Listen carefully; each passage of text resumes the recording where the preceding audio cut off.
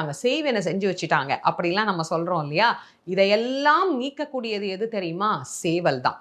சேவல் சாதாரணமான சேவல் இல்ல. முருகப்பெருமானுக்கு கொடியாக விளங்குவதே அந்த சேவல் தான். அது மேலிருந்து கூவுதாம். கொக்கரக்கோ அப்படின்னு கூவி, ஞானசூரியன் வருகிறான் எல்லோரும் எழுந்திருங்கள் அப்படின்னு நம்ம எழுப்புமா. வள்ளியினுடைய திருமணத்தின் போது கூட சேவலினுடைய ஆற்றலை பற்றி ரொம்ப அழகா முருகப்பெருமான் நிரூபித்திருப்பார்.